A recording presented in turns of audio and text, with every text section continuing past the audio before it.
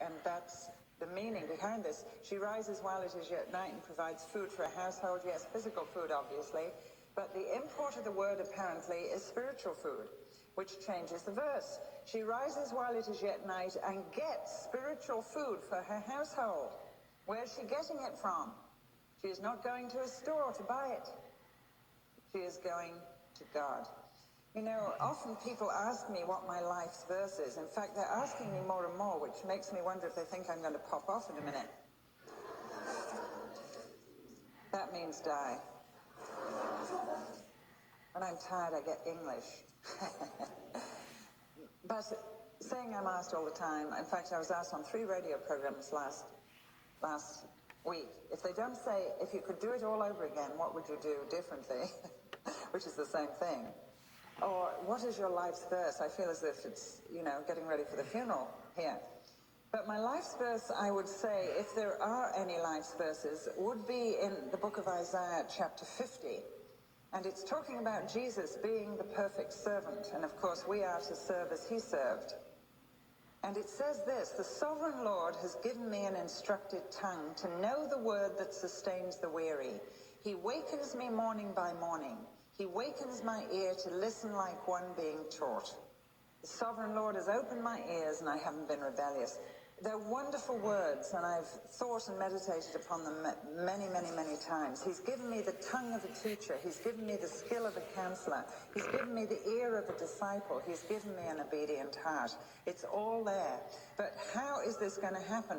Where do you go to get the spiritual food for your household? Not only your own family, but the wider household that this lady had. And remember the context here. This lady was out and about in the working world, but she also had a huge extended family, probably a house enough to hold 30, 40, 50 people, and they were all servants and relatives and people, and she was managing that household. Now, in the New Testament, Paul talks about women managing their households. This is something that women are to do, to manage the people that you have influence over and responsibility for. And so she was being a good manager of her household. And God gave her the tongue of a teacher, the skill of a counselor, the ear of a disciple, and an obedient heart.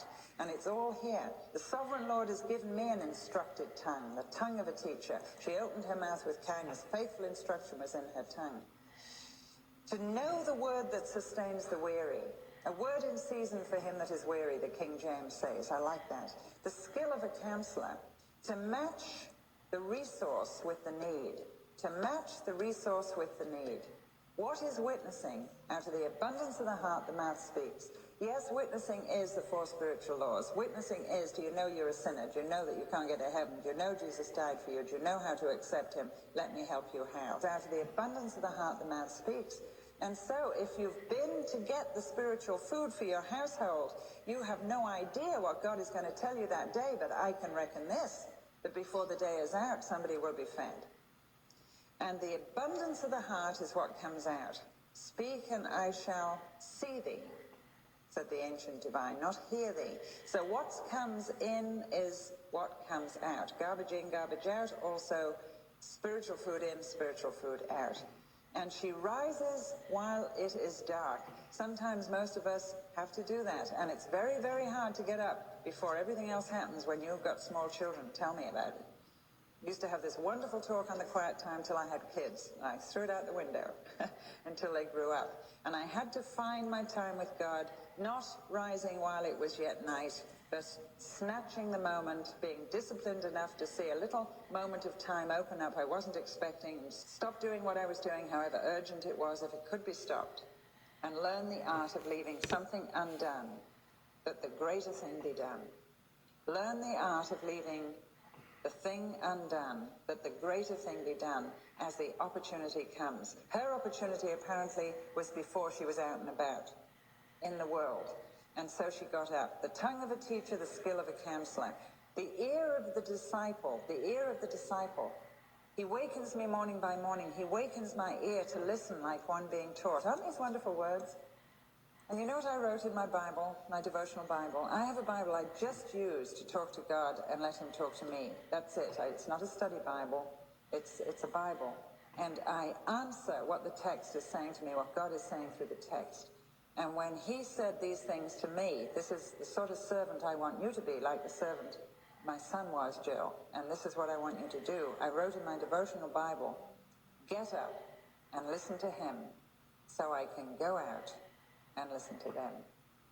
Get up and listen to me so you can go out and listen to them. And that's why I guess that's one of my favorite passages of Scripture. The ear of the disciple and an obedient heart.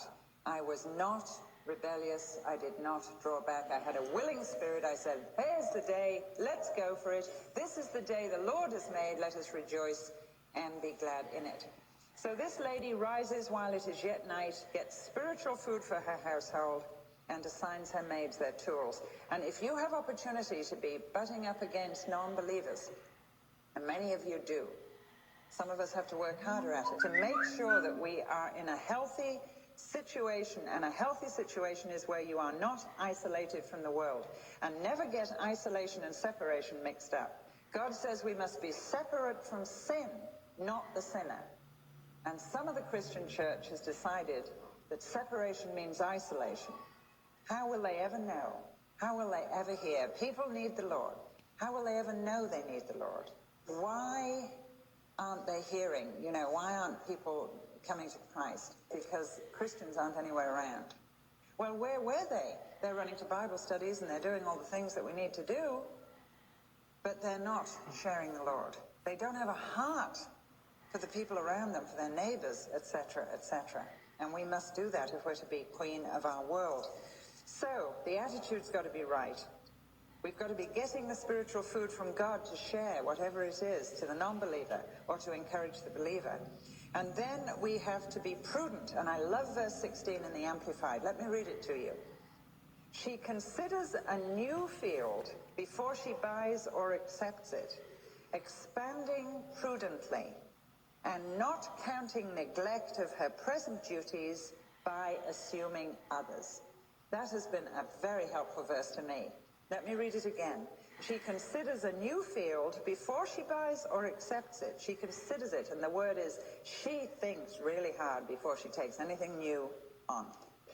Expanding prudently and not counting neglect of her present duties by assuming others. With her savings of time and strength, she plants fruitful vines in her vineyard. So here's this lady sorting out her priorities, considering this is a new opportunity. Now, will I be neglecting? If I say yes to this, I'm going to say no to something else. What am I going to say no to? And she's sorting out her priorities at the stage she's at.